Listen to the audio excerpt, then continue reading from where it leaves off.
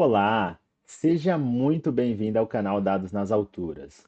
O vídeo de hoje é para falar sobre novidades, então eu vou trazer para vocês as principais novidades que foram incorporadas na plataforma Databricks agora no mês de julho de 2023. Então vamos lá. E para começar falando das novidades, eu quero trazer já uma novidade. Essa daqui não já faz um tempinho que está aqui na plataforma, que está disponível, né? Mas vocês já podem habilitar essa nova interface gráfica. Isso aqui não é de agora, de julho, mas só para mostrar caso alguém ainda não tenha visto. Mas você já consegue habilitar essa nova modalidade aqui de visualização dos menus, né? Então, aqui no lugar de ter aquelas três partes, né, que é Machine Learning, Data Science and Engineering e a parte de Databricks SQL separadas ali no menuzinho, você pode agora visualizar todas as opções de uma única vez aqui, habilitando. Claro que se você também quiser desabilitar e voltar para o modo antigo, você pode clicar aqui em Disable New UI e você volta ali para aquele método antigo. Para começar falando das novidades, eu queria trazer aqui algo que é bem interessante. A partir do momento, né, que lançaram o Unity Catalog e todo o conceito ali do Meta Store, é um Meta Store agora global ali, né, no nível da sua conta. E dentro desse Meta Store você pode ter N catálogos, esse Meta Store você pode ter N workspaces vinculados ao mesmo Meta Store.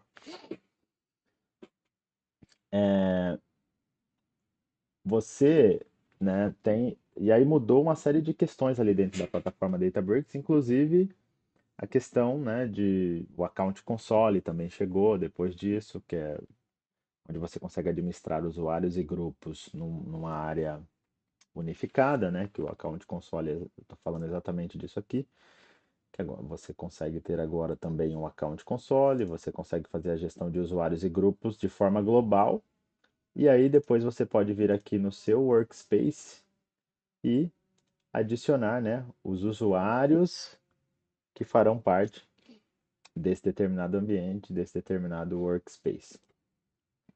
Mas por que que eu estou fazendo essa introdução? Porque isso, a introdução do Unity, a introdução do MetaStore, essa nova forma de você gerenciar usuários, grupos que vieram com o Account Console, com a parte de federação de identidade, etc.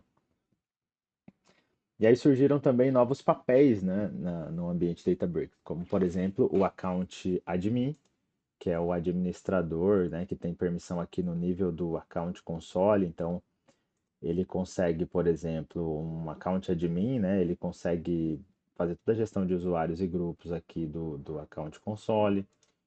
Ele consegue configurar toda a parte de sincronização com AD, enfim, ele consegue criar metastores. E também surgiu um novo papel que é o Metastore Admin, né? Onde, que inclusive um account console admin pode alterar aqui quem será o Metastore Admin, né? E aí existe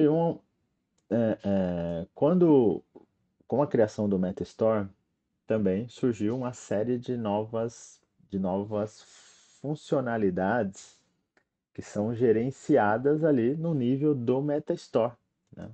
E aí eu vou mostrar algumas delas. E por que que eu estou fazendo essa introdução? Porque agora, né, se você clica aqui em Data e acessa ali o Unity, agora é possível enxergar esse Meta Store, né, o nome do Meta Store que está vinculado a esse workspace e a engrenagem. Então, se você, obviamente, tiver as permissões devidas, você consegue clicar nessa engrenagem e aqui, ó, você já consegue visualizar a parte de permissões. Se eu clicar em Grant, e essas permissões, pessoal, elas são no nível do Meta Store.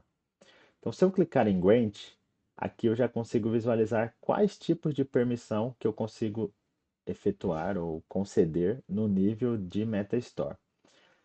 Aí aqui eu tenho todas elas, ó. Então, se eu quero dar a permissão para que alguém tenha a capacidade de criar catálogo no MetaStore, então, Create Catalog, criar conexão, vou falar um pouquinho disso, o que que é essa conexão, quando a gente vai falando de federação, do Lake House Federation.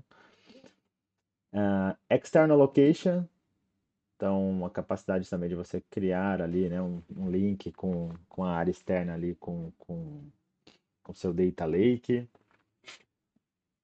e conceder também, obviamente, permissão de acesso a isso, quem vai poder acessar qual área do Lake. Criar um provider, isso aqui principalmente no contexto do Delta Sharing, né? Então, se você precisa compartilhar dados com alguém, você pode criar um provider, né, que quem vai compartilhar o dado, ou você pode criar um recipient, que é quem vai receber o dado. Você pode criar um share, então você pode criar um share aqui basicamente, que é o conteúdo que vai ser como se fosse um empacotamento ali do que vai ser compartilhado, né? O que você quer colocar dentro desse share para compartilhar com o recipient. Então, você pode definir as permissões do share. Você pode também ter a permissão de usar uma conexão, usar os recursos do Marketplace, que é uma nova feature também que está disponível na plataforma Databricks, que está aqui, inclusive. Ó. Você pode usar o provider, o recipient ou o share. Então, aqui, essas permissões, por exemplo, de criar catálogo, elas eram concedidas somente via SQL. Você podia ir lá dar um grant, create, catalog e tal pro principal ali, para um usuário, etc., para um grupo. E aquele grupo teria permissão de criar. Então, é, eu, eu fiz questão de mostrar isso daqui. Isso daqui nem faz parte ali das novidades, pelo menos não está listado ali nos tópicos que eu vi das novidades de julho, mas eu achei bem importante trazer isso daqui, por quê?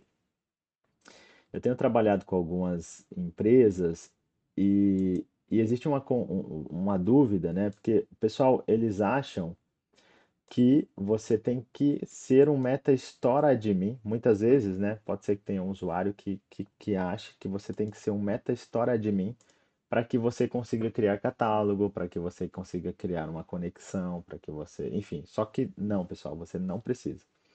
Você pode ter ali um MetaStore admin e isso daqui ou pode ser um usuário ou um grupo. Isso aqui tem que ser bem restrito, porque o MetaStore admin ele tem superpoderes ali no MetaStore, tá? Então tem que tomar cuidado com quem tem esse papel de MetaStore admin. Por outro lado, se você precisa que um usuário tenha permissão de criar catálogo, ele não precisa ser um MetaStore admin. É só você vir aqui e dar um create catalog para um usuário ou para um grupo. E o que que é legal aqui? Qual que é a grande novidade? Isso aqui já era possível fazer via SQL, né? Via Grant ali. Você poderia ir lá no notebook, ó, Grant, Create, Catalog, no catálogo para o usuário e tal. Só que agora você consegue fazer tudo isso aqui via interface gráfica, sem precisar se preocupar em saber exatamente qual que é a sintaxe ali para fazer isso via SQL. Então você consegue conceder todas essas permissões no nível do MetaStore para um usuário ou para um grupo através da interface gráfica, tá, pessoal? Então, isso aqui é um conteúdo, é uma novidade que me chamou a atenção porque eu já,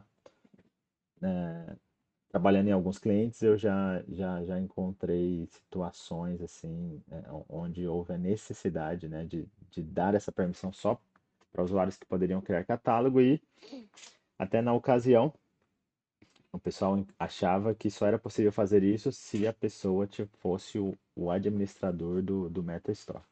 E você não precisa desse poder de administrador para conseguir ter a permissão para criar catálogos ou qualquer uma daquelas outras permissões, criar shares, recipients, etc. Muito bom, muito bom. Então vamos lá, vamos avançar aqui com as novidades, agora sim com as novidades do mês de julho. E para começar, eu quero mostrar uma novidade que ela é referente ao Workflows. Workflows, para quem não conhece, é a área aqui no Databricks, é o nosso scheduler, né? é o, é o agendador da plataforma Databricks. Então, se você precisa agendar um job, se você precisa agendar para que esse job rode todos os dias num determinado horário, ou quando terminar um outro job, enfim, você pode usar o Workflows para fazer esse trabalho. E qual que é a novidade aqui dentro do Workflows, né? O Workflows agora, ele permite que você consiga executar outros jobs como parte de um job. Então vamos lá, vou mostrar isso para vocês rapidamente. Então eu tenho um job aqui chamado Job 1,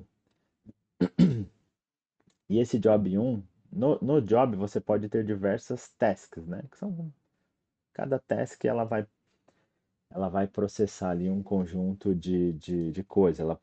Você pode configurar uma task para que ela execute uma query, um notebook, um script Python, um pipeline do Delta Live Tables, enfim, ou um run job. Você pode chamar um job de dentro do outro. Isso é interessante porque eu ouço bastante, né? Eu conversando com muitas pessoas, eu vejo as pessoas sempre falando, pô, quero modularizar, eu gostaria de reutilizar, né, componentes que eu criei já aqui.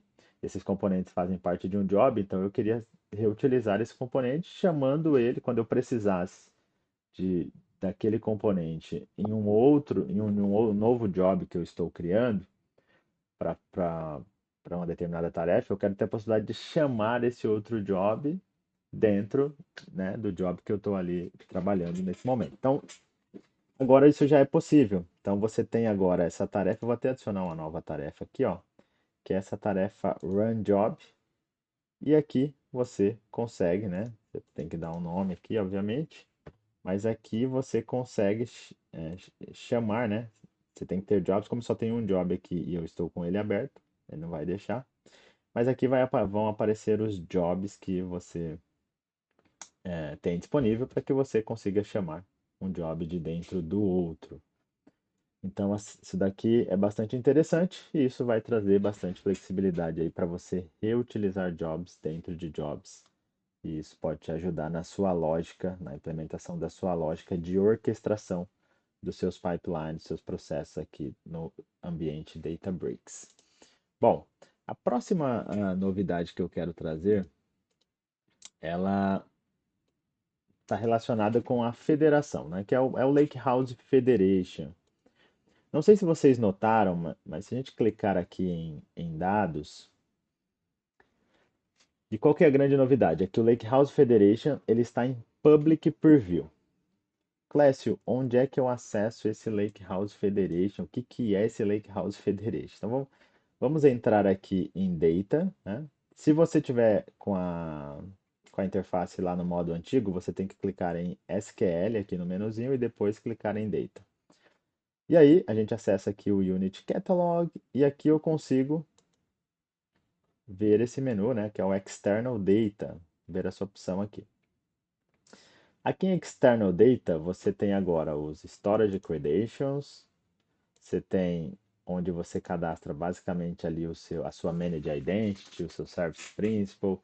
No caso da AWS, você faz um link ali, né, com a sua role, né, com o seu instance, você cria ali uma espécie do instance profile. Aqui você tem o External Locations e aqui agora você tem também Connections. E aqui aqui que está a novidade, né? E essa funcionalidade está em Public Preview. O que é essa Connections? Databricks anunciou um tempinho atrás o Lakehouse Federation. O Lakehouse Federation basicamente é uma forma de você conseguir ter uma área centralizada para gerenciar conexões com fontes de dados externas. Então imagine que você tenha um MySQL e você por algum motivo precise ler dados desse MySQL. Só que esse dado ele ainda não foi ingerido ali para o seu data lake. E alguns usuários já têm até muitas vezes uma senha, né, um acesso para acessar esse banco. E quando a gente está pensando principalmente em prototipação, em ambiente exploratório, Às vezes, o usuário ele precisa prototipar, ele precisa fazer um estudo para saber, né, para esclarecer alguma hipótese, para tomar, enfim, para fazer algum tipo de análise para o dia a dia ali do negócio. Então, essa questão de você ter a capacidade de fazer uma conexão com outras fontes, com fontes externas e de forma totalmente governada pelo Unity, é algo que muitas empresas, né, elas curtem ou tinham essa necessidade, né? Então aqui agora você tem a opção. Então dentro de External Data Connections, você pode criar uma nova conexão. Você dar um nome aqui, né? Conexão 1. E aqui você tem algumas opções. Então, o próprio Databricks poderia ser uma fonte de dados, um outro Databricks externo. Você poderia ter MySQL, PostgreSQL e obviamente que essa lista aqui ela vai ser incrementada. Mas o que é legal disso daqui? Então vamos pegar aqui MySQL. Você vai ter ali o host, né? Porta, usuário, senha e você vai poder estabelecer essa conexão. A partir do momento que você estabelece essa conexão, o que vai acontecer? Se você tiver a permissão de criar catálogos, quando você clicar em criar catálogo, você vai dar um nome para o catálogo e agora você tem dois tipos de catálogo. O padrão, que é um catálogo aqui do próprio Databricks mesmo, do Unity, e o estrangeiro, foreign. Nesse estrangeiro, você vai selecionar uma da conexão com uma das bases de dados ali que você estabeleceu, e aí você vai poder trazer ali tabelas ou esquemas daquele banco de dados, e isso vai aparecer aqui como um catálogo. A diferença é que ele é um catálogo estrangeiro. O que é legal disso? Sempre que um usuário fizer uma query numa tabela desse catálogo estrangeiro, que tem uma conexão ali a uma base de dados, né, por trás, esse usuário essa query vai ser submetida direto para aquele banco. E a resposta vai vir aqui na tela e o usuário vai poder usar isso para cruzar com outras informações que tem no Lake, para fazer os estudos e as prototipações. Obviamente, se ele precisar produtizar isso depois, aí isso poderia entrar numa trilha de ingestão, né? Numa fila, para que aquelas informações fossem ingeridas para o Lake. Mas muitas vezes, antes até da informação ser ingerida para o Lake, você já poderia dar a possibilidade do usuário fazer queries nessas informações para fazer estudos, prototipações, principalmente no ambiente exploratório, no ambiente de sandbox. E o interessante dessa funcionalidade do Lakehouse Federation é que tudo também é governado pelo Unity. Então você vai conseguir governar aqui, definir quem vai ter acesso a qual tabela, etc. E toda a parte de logs de auditoria do Unity também serve para esses catálogos, para os catálogos estrangeiros. Então, vai conseguir visualizar quem acessou qual tabela, que dia, que horas e etc. Então, você acaba tendo a governança do Unity, mas por uma base, que é uma base, né? Uma base externa que você mapeou aqui dentro. Você vai poder conceder acesso a quem você acha que faz sentido conceder o acesso, tudo governado pelo Unity, pelo Unity Catalog. Inclusive, toda a parte de linhagem de dados do Unity também será válida para esses catálogos estrangeiros, tá? Então é uma feature bem legal e essa feature já está em public preview. Então, você tem essa necessidade, você já pode começar a utilizar essa funcionalidade. Um outro recurso interessante, que é uma novidade que está também dentro aqui da parte do nosso orquestrador, do Workflows. Vou abrir aqui o job que eu tenho criado novamente, dentro de Tasks. Agora existe esse Duration Threshold. Então, o que é o Duration Threshold? Imagina que você tem um job que ele está rodando. Geralmente esse job ele deveria rodar ali em uma hora, né? Pode variar um pouquinho para cima, um pouquinho para baixo, mas na média esse job demora uma hora para executar. Você consegue agora gerar um alerta caso o job esteja demorando mais do que deveria. Então, se você sabe que esse job na média roda em uma hora, Você poderia colocar um alerta aqui, ó. Pô, se esse job demorar, sei lá, 1h30 ou 1h15 para rodar, gera para mim um alerta. Então, você pode ter um alerta que vai ser apenas um warning, você vai receber um aviso, você não vai interromper a execução do job. Mas se ele demorar mais do que um determinado limite que você estabeleceu, agora você pode já receber um aviso. Olha, esse job ele está demorando mais do que o usual, mais do que o comum. Você pode definir um limite também para o timeout, né? Para que esse job seja interrompido. Mas a novidade aqui é você conseguir estabelecer um limite para que seja gerado um alerta e você consiga checar se tem alguma coisa errada ou não com aquele determinado job. Isso pode ajudar bastante aí em muitos cenários, né? Principalmente jobs críticos, jobs de produção, porque aí você consegue, antes mesmo de repente você descobrir ali no outro dia que o job demorou muito para rodar por algum motivo e atrapalhou de certa forma a sua janela, você já consegue antes mesmo já ser notificado, né? Antes tem que ter que esperar ali de repente para ver isso no outro dia. Bom, essa é uma outra feature do Workflows, uma novidade que foi lançada agora em julho, né, de 2023. E uma outra novidade é o Public Preview, foi anunciado agora em julho de 2023 também, do Assistente. Então, eu vou entrar aqui no Workflows, eu vou mostrar para vocês, eu vou abrir aqui um notebook de teste qualquer, apenas para mostrar aqui o assistente para vocês. Na verdade, deixa eu abrir um outro aqui. Ok. Então, aqui, basicamente, eu tenho um notebook. Então, você pode ter um notebook qualquer aberto aqui. O que que é o assistente? O assistente, ele é basicamente a nossa inteligência artificial, né? Que está já dentro da plataforma Databricks e que você pode utilizar. Bom, então vamos lá. Basicamente, para usar o assistente do Databricks, a primeira vez a gente precisa habilitar esse assistente, tá? Então você vê que aqui ele ainda não está disponível aqui, vai aparecer um menuzinho aqui. O assistente basicamente ele é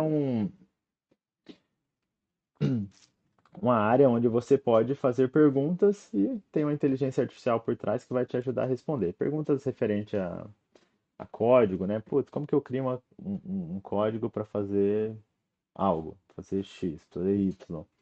Ou perguntas qualquer que pode te ajudar até numa questão de documentação mesmo, a identificar respostas mais rápido. Então, o assistente ele vai trazer produtividade para você.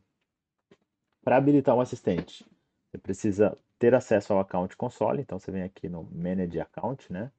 E aí, basicamente, você abre esse menu aqui, ou seja, essa página, no caso, do Account Console. Você tem que vir aqui em Configurações, Settings, Feature Enablement, né, para habilitar novas features, e aí você pode habilitar o AI Assistive Features. Então, vamos habilitar aqui, habilitando para todos. Aí, agora eu vou dar um refresh aqui na minha página e vamos esperar aqui para ele habilitar.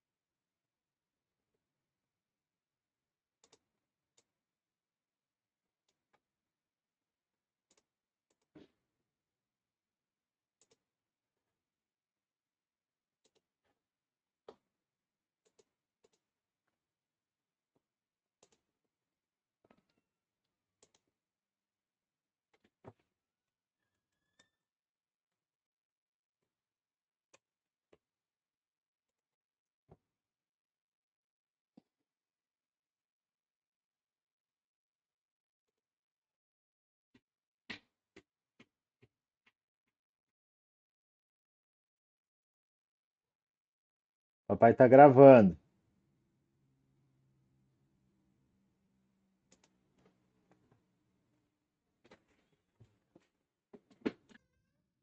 Amor,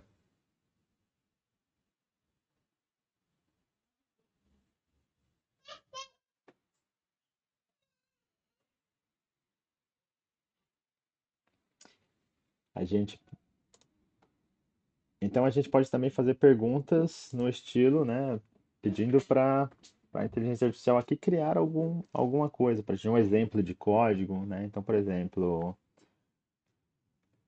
gere um exemplo de query com left join.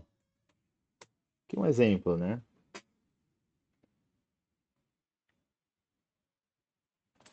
E aqui ele traz, ó.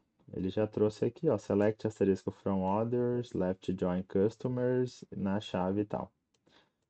E aqui você já consegue, inclusive, né, esse trecho de código, ó, ele explica, inclusive, né, aqui a query, e você já poderia, inclusive, falar, olha, eu quero inserir numa nova célula. Então aqui ele já insere numa nova célula para você. Olha que legal. E ele já identifica, inclusive, aqui, né, ó, essa célula já está como SQL aqui, então eu poderia simplesmente editar. Então, o assistente ele é um recurso extremamente poderoso que foi criado para dar produtividade ali para quem estiver trabalhando dentro da plataforma. E mesmo aquelas pessoas que às vezes não têm familiaridade com programação, agora sim vai poder utilizar aqui o assistente para ajudar em muitas das tarefas e uma noção básica, você vai simplesmente alterar parâmetros aqui e o assistente ele vai acabar te ajudando a gerar aí boa parte dos seus códigos e etc. Então, o assistente ele está disponível em Public Preview, está disponível para todos, basta habilitá-lo ali no Account Console e ele já vai ficar disponível para você. Uma outra feature que eu gostaria de falar é sobre a questão de ativação de usuários e Service Principals. Se a gente vier aqui no Account Console, né, existe a área de gerenciamento de usuários. Então agora você consegue visualizar aqui que eu tenho alguns usuários e os usuários eles estão com status de ativo. O que acontece?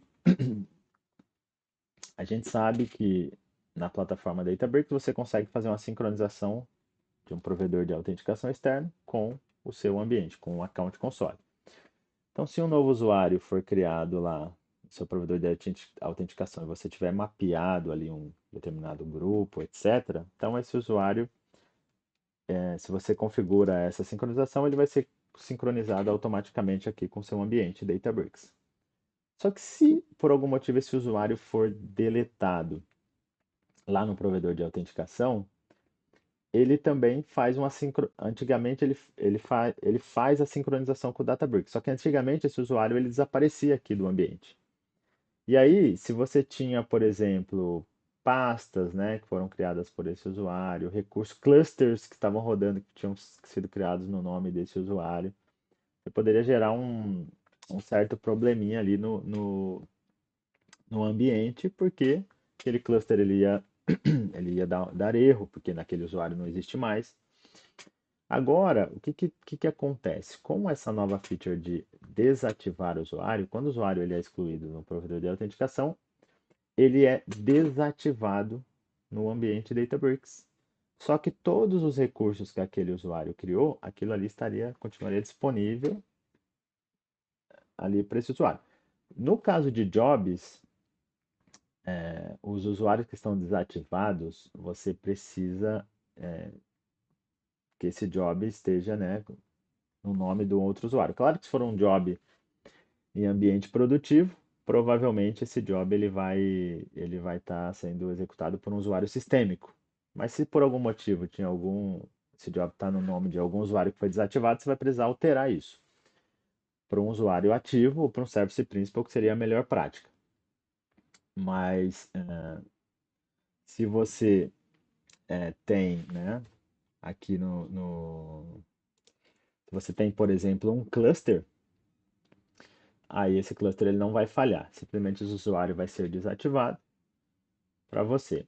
Você consegue também desativar um usuário através da API. Então, Clécio, beleza, o usuário ele está lá no meu provedor de autenticação, mas esse usuário ele saiu da empresa e ele ainda não foi desativado no provedor de autenticação, mas eu já quero desativar ele no Databricks. Não tem problema, via API agora você consegue ativar e desativar usuários e Service Principals.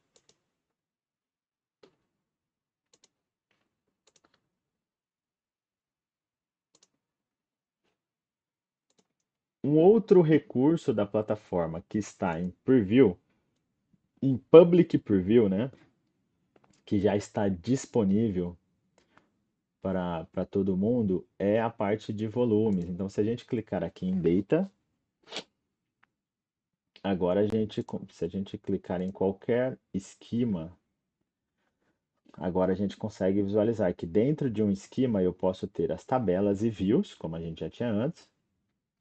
Eu posso ter volumes, eu posso ter modelos preditivos, eu posso ter funções. Funções também já tinha antes, só que as funções elas não apareciam, né, na interface gráfica. Se eu quisesse listar as funções, eu tinha que ir lá via SQL e listar. Então agora você consegue também listar as funções aqui pelo próprio Unity e governar tudo isso, quem vai ter acesso, quem não vai, tudo pelo próprio Unity Catalog. Mas no caso aqui, na parte de volumes, você pode inclusive criar um volume. O que que é esse volume, né? Esse volume, inclusive, ele pode ser gerenciado ou ele pode ser externo. Você diz uma área do lake que você quer criar esse volume.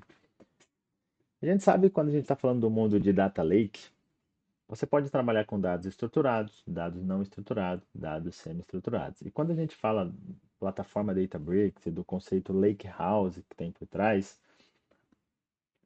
obviamente que a Databricks, né, vai possibilitar que você trabalhe com qualquer tipo de dado. Então, você imagina que você tenha uma imagem, você vai criar um modelo de reconhecimento de imagem, né, de classificação de imagens, enfim.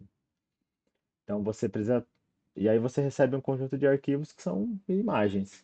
Você vai trabalhar aquela imagem para gerar ali uma tabela de features, né, de acordo com os pixels, e aí, baseado nisso, você vai criar um modelo. Só que o dado chegou bruto, você tem as imagens ali. Agora, via Unity Catalog, você consegue criar um volume. O volume basicamente é um apontamento para uma área do lake e você consegue trazer, né, qualquer objeto ali. Poderia ser arquivo JSON, arquivo CSV, poderia ser imagem, arquivo de áudio, PDFs, né? Poderia ser qualquer tipo de arquivo ali bruto, você pode criar esses volumes e dar permissão para quem vai ter acesso àquele volume. Então, principalmente para dados, né, não estruturados, dados que ainda não foram trabalhados, agora vai ficar muito fácil você não só dar acesso a esse tipo de informação, que não são tabelas já preparadas, mas dados brutos, né, de certa forma dados até não estruturados, digamos assim. E você vai conseguir governar tudo isso pelo Unity. Quem vai ter acesso àqueles arquivos, quem não vai. Então, no caso, por exemplo, o cientista de dados poderia pegar ali um conjunto de imagens, tratar, ou você poderia, de repente, aplicar uma biblioteca de OCR, né, para ler informações que estão em imagens, informações que estão em PDFs, e assim por diante. Então, você consegue aí muito mais flexibilidade e, obviamente, sem perder a governança. Tudo sendo governado de forma centralizada aqui pelo Unity Catalog. Então, essa é a proposta dos volumes. Você consegue agora criar os volumes, pode ser para uma área externa, um diretório específico do Lake, ou para uma área gerenciada que já está mapeada ali no seu Lake, no caso, e obviamente você conseguir aí fazer as suas análises. Você pode inclusive importar coisas, né, para esse volume. Então, se eu não me engano, eu tinha até um volume aqui criado. Deixa eu dar uma olhada aqui no. ah, eu tinha um volume criado em algum desses esquemas aqui. Não lembro exatamente. Mas basicamente é isso. Depois que você cria o volume, você consegue basicamente importar conteúdos que estão naquele volume, ou importar conteúdos para aquele volume. Então você poderia, por exemplo, importar um determinado arquivo, né, para um determinado volume. Eu esqueci onde eu coloquei aqui o meu volume, mas é simples quanto isso, pessoal. Quando você cria um volume, basicamente é uma área, essa área pode ser gerenciada, e aí você vai conseguir ter diversos arquivos ali dentro, e você inclusive vai conseguir dar permissão também para quem vai poder ou não, né, ter acesso a um determinado volume que você criou ali. Então você achei meu volume aqui, ó. Então aqui, ó, eu criei um volume nesse esquema. Então, quando você clica no volume, você pode fazer um upload para o volume. Você poderia fazer um upload de um arquivo específico, ou, né? E aí aqui tem até o caminho, ó. Depois você consegue também fazer leitura lá pelo notebook desse volume de forma bem transparente, de forma bem fácil. Então, é um recurso bem interessante. É um recurso bem interessante aí que, principalmente pra você trabalhar, né? Arquivos não estruturados, semi-estruturados ou até estruturados também. Nesse caso aqui, por exemplo, eu tenho um arquivo XLS X que está dentro desse volume que eu poderia trabalhar com ele aqui. E no volume você também pode dar as permissões de acesso. Você pode dar permissão para leitura do volume, para escrever no volume ou todos os privilégios. Ok? Então, essa é mais uma feature aí bem que está em Public Preview. E a outra funcionalidade é a capacidade de você visualizar as features, as funções. Antigamente você já criava funções associadas a esquemas, mas agora você consegue visualizar essas funções e conceder permissões aí a essas funções também. Existe uma série de outras novidades, pessoal, agora do mês de julho, né? Por exemplo, a capacidade de você mover para a lixeira a parte do REPLs. Agora existe também um SDK do Databricks que está em beta para a linguagem Go. Houve um update, né, no Databricks Terraform Provider. Agora existe já a versão 1.21.